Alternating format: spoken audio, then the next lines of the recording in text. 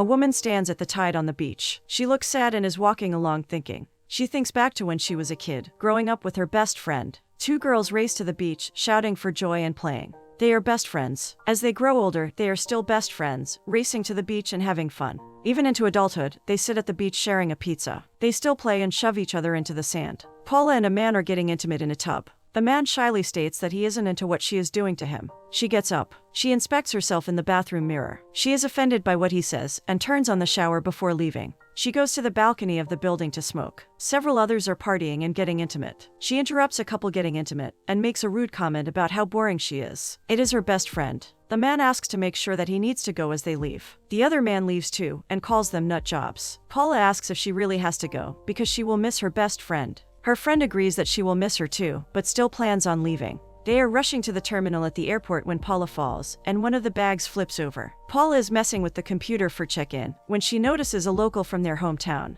Daniel. Jojo is impressed by how handsome he looks. Jojo is surprised to see the girls in Mexico. Daniel smiles at them when they come over to talk. Jojo tells him that she is here for work. Paula interrupts and says that they have a no surfer dude rule when he asks if Jojo wants to join him. Paula thinks that the conversation is boring and pointless. They share one last hug and kiss goodbye before Jojo leaves for her gate. Saddened by her friend leaving, Paula goes back to the hotel, where she licks gummy bears off of a window. She calls Jojo to see how she is doing. Jojo has gone surfing with Daniel, and even sat next to him on the plane home. Jojo gushes about how Daniel inherited a farm he had to sell, because it became too much for him when his parents died. On the subject of rent, Paula says that she took care of the rent where she stays, and asks if Jojo can cover the rent for one more month. She is in an office building waiting for her number to be called. She sees that the family playing has a smaller number than her, and switches tickets with them. Her application has been denied several times because she hasn't met the qualifications. She can't keep a job, and says that the jobs she did have were no good anyways. She says that she leeches off her best friend.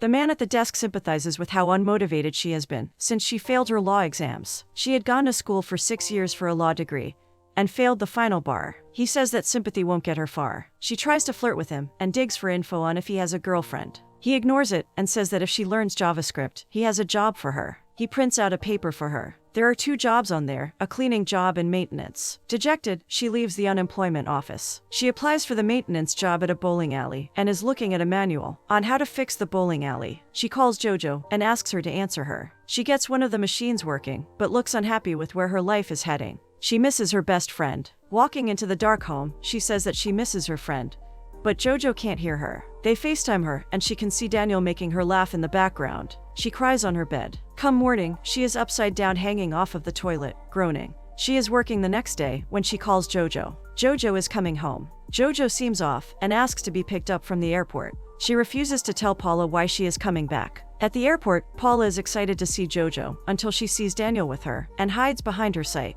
She drops their bags as she heads to the car. Paula is curious as to why she has come back. Jojo says that everything is so damn ugly here. Paula takes the keys out of the car and asks Jojo what happened. Jojo won't say. Paula guesses that she has cancer. She says that she sees the sign that something isn't right. She threatens that she will jump off the bridge if she doesn't tell her what is going on. Jojo calls her bluff and she gets out of the car. Jojo says that she is getting married. They are both stressed. She assures Paula that she isn't pregnant. With disdain, Paula calls him an island boy. Jaj begs Paula to get to know him better and to stop judging him. Jojo says that it isn't the only news. Paula correctly guesses that Jojo will be leaving with him. Paula slams the door as she gets in the car. She leaves Jojo on the side of the road. She parks the car in the middle of the road and gets out and walks away. Back at the bowling alley, Paula is playing a bit in her work uniform. She is aggressively playing. She runs and throws herself into the alley and knocks all of the pins down. When she comes home, she hears Jojo and Daniel playing and flirting on the ground. She doesn't feel comfortable in her own home now. She tells Jojo to close her eyes. When she opens them, Paula has a lit candle and a small cake and welcomes her home. Paula really doesn't want Jojo to get married.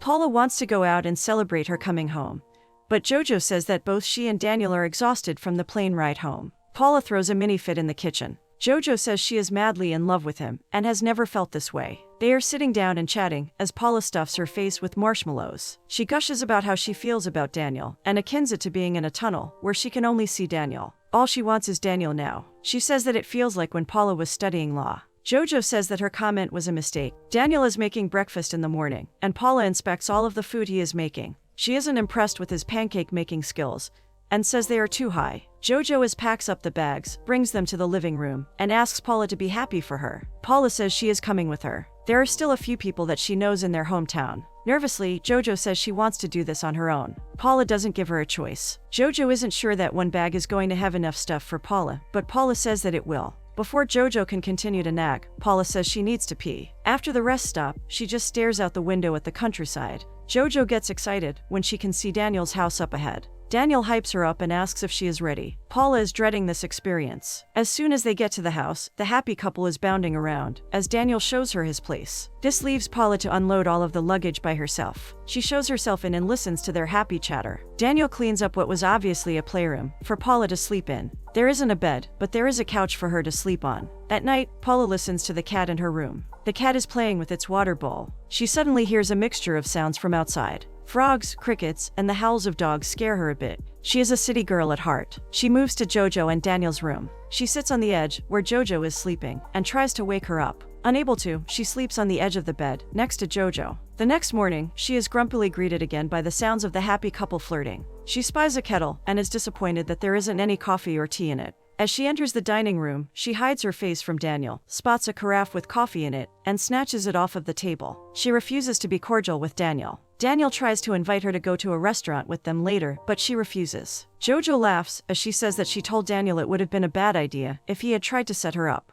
In the car, Daniel and Jojo are still flirting and talking about life. Jojo sifts through his CD collection, surprised that someone still has CDs. She picks one out and pops it into the CD player in the car. As they drive along, Daniel stops at the side of the road and picks up his cousin. Paula checks him out as he sits down and notices his tattoos and rings. They explore the town and end up at a beach. Jojo and Paula are walking together as Daniel and his cousin are catching up. Paula asks if it's okay if they go home now. They have seen everything. Jojo rolls her eyes and catches up with the guys, leaving Paula behind. At the restaurant, Paula is chowing down on the food. Many bowls are being passed around as they all laugh and talk to one another. Paula is the only one who is silent. Daniel suggests something for her to try, and she nearly jumps down his throat as she refuses it. It is apparently the last thing she would want to try. She is still being frosty towards him. Daniel's cousin is sitting next to Paula and mutters a cuss word softly. He is looking at the front door as a woman comes in. He looks at Paula as he explains that it is Daniel's ex, Eileen. She walks up to the table shyly, states that she saw Daniel's car up front, and wanted to come in to say hi. Daniel introduces her to his fiancée, Jojo. She is clearly shocked and choked up. She leaves in a hurry, obviously embarrassed. Daniel tries to break up the sudden tension by proclaiming how awkward that was. Paula is still looking at the door that she had walked out of. Something seemed off with her. Paula didn't think she seemed awkward, just extremely sad. Daniel's cousin, Jonathan, tries to open Paula up by asking some basic questions about her. She refuses to reveal anything about herself and only gives vague monosyllable answers. He asks what she does, and Jojo gets frustrated at her and answers the question. She states that Paula doesn't do anything since she flunked the finals at college. Paula didn't see that coming and is surprised that Jojo said this. She decides to fight fire with fire and tells the group about the bet they had when Jojo was single. They bet they could be intimate with a new person each week for an entire year. The group is surprised and shocked at this. Jonathan starts laughing from the shock. He can't believe that they slept with 52 people in a year. She clarifies that she didn't finish the bet, only Jojo was able to finish it. Paula assures the group that all of the people they slept with were good people. Jojo is extremely embarrassed and mad at Paula for bringing that up. She reprimands Paula for telling to them. Paula leaves the restaurant, claiming that she has a call. They get into a fight, and Paula tells Jojo that she is blind to the fact that something is going on with Daniel and his ex. Jojo calls her pathetic and asks her to leave. Paula leaves and walks along the beach. Paula walks all night through the city. She is freezing but continues walking. She finally reaches her destination and walks into the college campus building.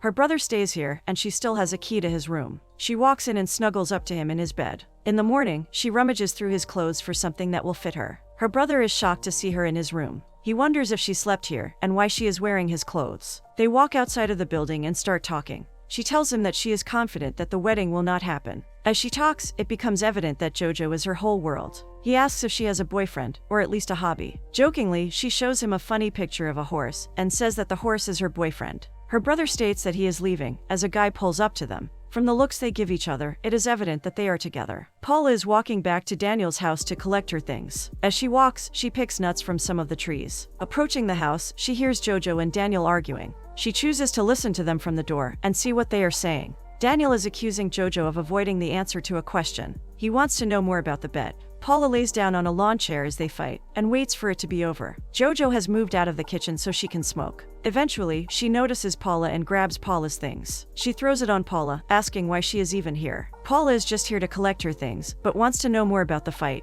They reconnect when Paula apologizes for what she said the night before. Paula wants to know what the fight was about. Defensive, Jojo states that sometimes couples fight. Paula suggests that they go wedding dress shopping. Jojo is ecstatic that Paula wants to help with her wedding and crashes into her, covering her in kisses. Unbeknownst to Paula, they walked into Eileen's shop first. They mess around and have fun. Paula finds a horse head mask and puts it on. Jojo jokingly asks her to kiss her with the mask on. Jojo finds a dress that she likes and goes to try it on. While she is waiting, Paula fiddles with some of the items in the shop. Right as Jojo pops out of the dressing room, Eileen comes out of the back and introduces herself. Thankfully, Jojo came out also wearing a horse mask. Eileen is confused, but shrugs and walks along the shop. Jojo drops to the floor and crawls to the dressing room. She and Paula accidentally rip the dress as they hurriedly try to get her out. They get caught though, and Eileen forces them to pay for the dress. She makes a snide comment about how Jojo was made for Daniel because they are both inconsiderate jerks. Jojo instantly knows that Paula had set this up. Paula tries to deny it, but Jojo doesn't believe it. Jojo asks where she can drop Paula off. She throws Paula's bag at her and tries to find the keys to leave. Paula tries to stall by any means necessary, including throwing her bag back in the car through the window. Once again, she is left on the side of the road by her best friend. Jojo walks to the same diner she was at previously. Looking out the window, she sees Daniel's cousin, Jonathan. They get to talking and walking. He wants to know why she hates this town so much. She wants to know why he loves it so much. He shrugs his shoulders. It's his home. Jonathan takes her to a party where he is well known. Paula starts to let loose a bit and laughs. They dance, and he starts whispering in her ear. They walk outside, and he tells Paula about the history of the first surfer on the island. Once he has told her all about how only royals were allowed to surf, he asks if she likes to surf. She answers honestly that she doesn't and thinks it is stupid. She admits to being scared of the sea. Paula asks if she can stay with him for the night, and is only slightly shocked when he says no. Paula goes back to her brother's room.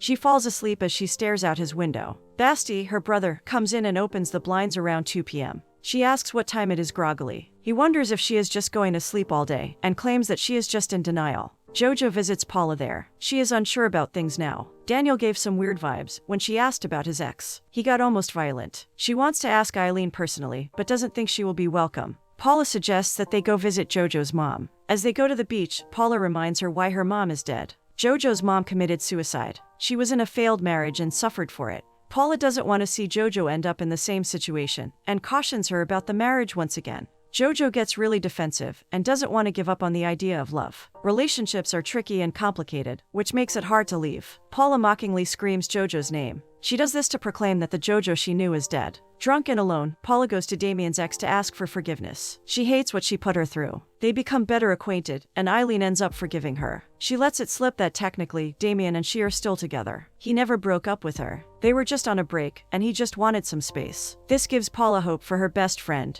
Paula takes her with her back to Damien's house. Paula and Eileen are drunk when they arrive at Damien's house. Paula acts like a secret agent and dives behind cars, so she isn't seen. During one of her moves, Jonathan sees her and smiles at her. Damien and Jojo are throwing a small house party when Paula and Eileen show up. Paula brings Eileen as a guest. Damien and Jojo are shocked that she would bring her to their house. Jojo is mad at her for breaking her trust. She knows that Paula is still up to no good. Jojo tries to be a good host despite everything, and hands Eileen a glass of wine. Eileen accidentally drops it, and Jojo makes a fuss trying to clean it up. It leads to Jojo and Damien arguing about where the bucket is so she can properly clean it up. Eileen gets frustrated and goes and gets it herself. Despite how much Damien doesn't want to tell Jojo, he ends up spilling how he and Eileen exchanged letters. He claims that the message was clear on their breakup, but Eileen disagrees due to the letters. How he never broke up with Eileen and was still texting her throughout their relationship. Jojo is getting angry at everyone now. Eileen explains that he even wrote to her while they were planning their wedding.